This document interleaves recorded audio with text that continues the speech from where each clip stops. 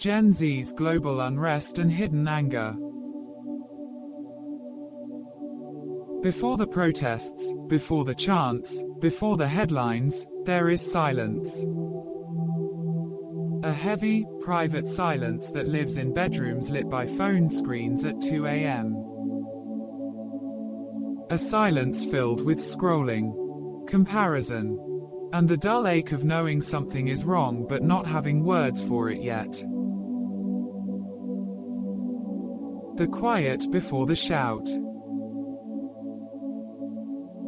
Until you make the unconscious conscious, it will direct your life and you will call it fate. Carl Jung. I want to begin here, not with anger, but with its absence, or rather, with the pressure of anger waiting to be born.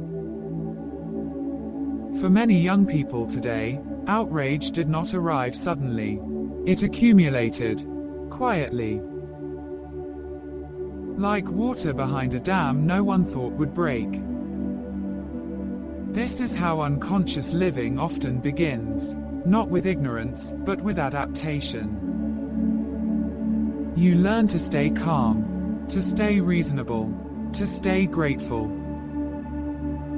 You trade emotional truth for psychological safety. And the cost doesn't show up immediately. It waits. The inheritance of pressure. What you do not want to know about yourself ends up in your fate. Carl Jung. Gen Z did not invent instability. They inherited it. Climate anxiety, economic precarity, political theater, and a digital world that never sleeps or forgets.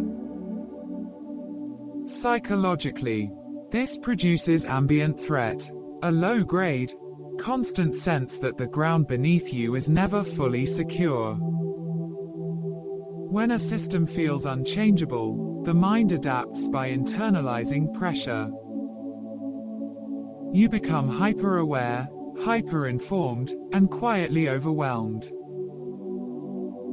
Anger doesn't feel safe yet, so it turns inward as anxiety, numbness, or ironic detachment. Unconscious living here means learning how to survive emotionally without ever asking whether survival is enough. The psyche absorbs the pressure silently, until it can't. The myth of apathy. The opposite of love is not hate. It's indifference. Elie Wiesel. Older generations often accuse the young of apathy. But apathy is rarely the absence of feeling. More often, it's emotional overload disguised as disinterest. When overstimulated and powerless, the brain conserves energy by shutting down visible response. This isn't laziness, it's the heavy, internal weight of emotional exhaustion. Unconsciously, many young people learned that caring too much hurts. So they pretended not to care, until the cost of pretending became higher than the cost of feeling. Outrage as emotional currency. Man is not troubled by events, but by the meaning he gives them. Epictetus. When protests erupt, they look political. But psychologically, they are emotional economies. Anger becomes a shared language. A way to belong. To be seen. To feel morally awake in a world that once told you to stay passive. There is safety in collective outrage. It gives structure to chaos, direction to frustration. But it also comes with a hidden exchange. Emotional safety is traded for moral urgency. The unconscious deal sounds like this. If I stay angry, I stay relevant. If I stay outraged, I stay alive to the world. The psyche clings to anger not because it loves conflict, but because anger finally feels like agency. The nervous system in revolt. Between stimulus and response there is a space. In that space is our power. Viktor Frankl. Chronic instability dysregulates the nervous system. Fight or flight becomes a lifestyle. In this state, anger isn't a choice, it's a reflex. Neuroscience shows that prolonged stress reduces our capacity for reflective thought. The brain seeks immediate emotional release.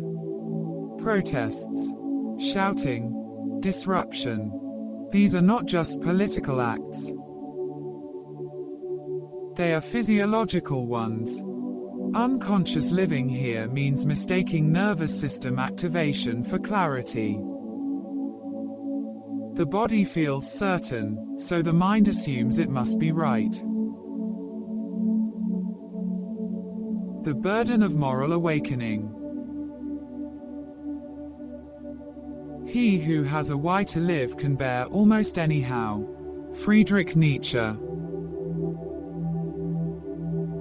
Many young people carry a heavy, unspoken belief. If I don't care, no one will. This is not empowerment. It's moral fatigue. Philosophically, this resembles the tragic hero. The individual who feels responsible for saving a broken world.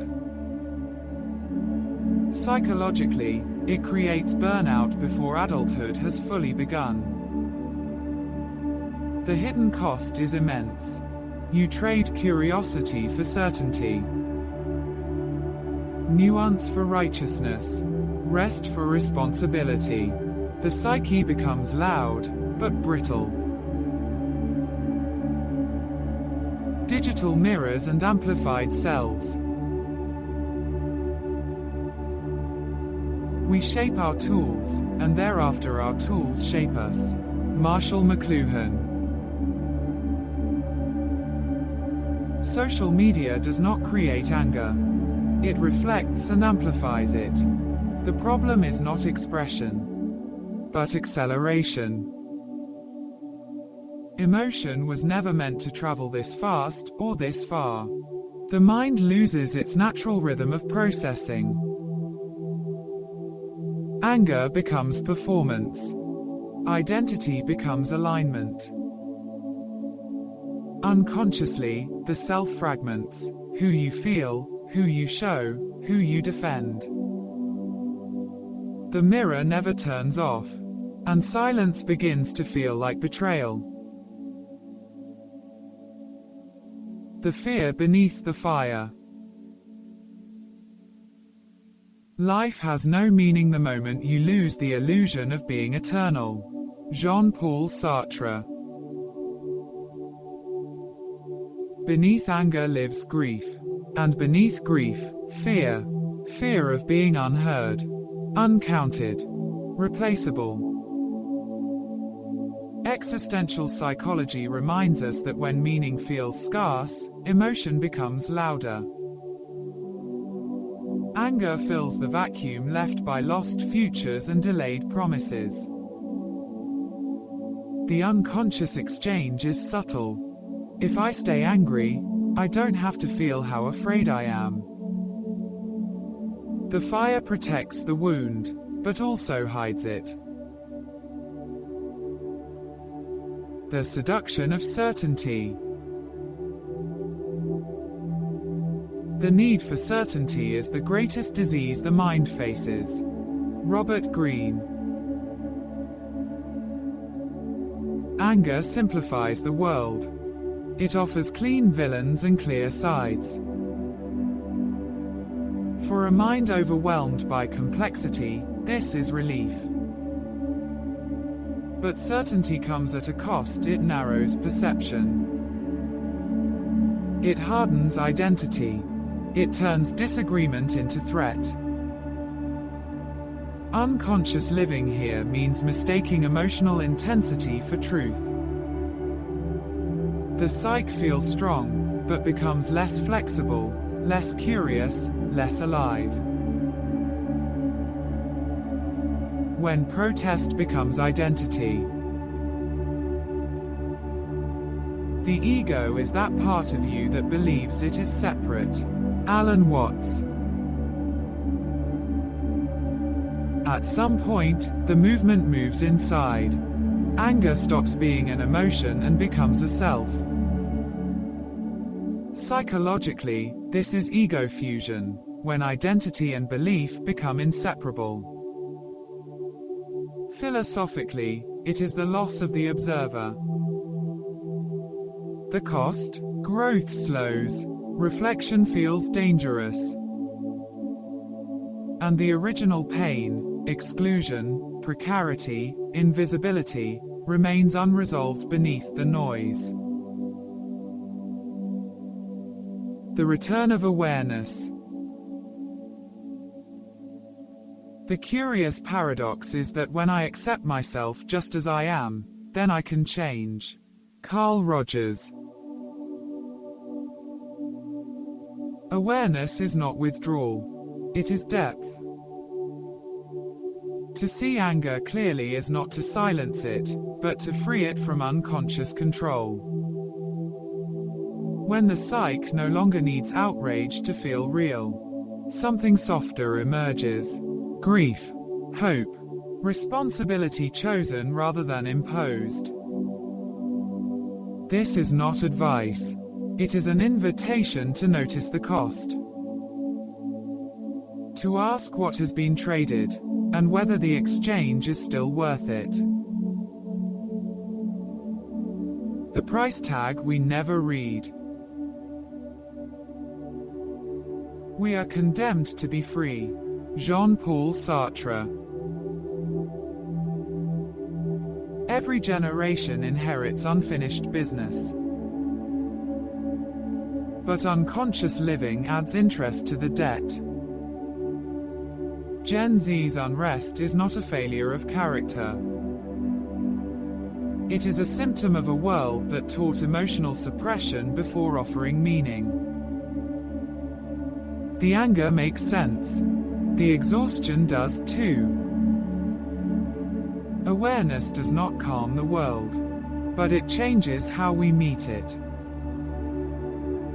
And sometimes, simply seeing the cost is the first act of reclaiming choice. This is the expensive psyche, where we explore what it truly costs to live unconsciously. Thanks for your time. It's been a delight. What should we explore next? Comment, share, and save your insight. Subscribe to Orbital Reads and keep your thoughts bright.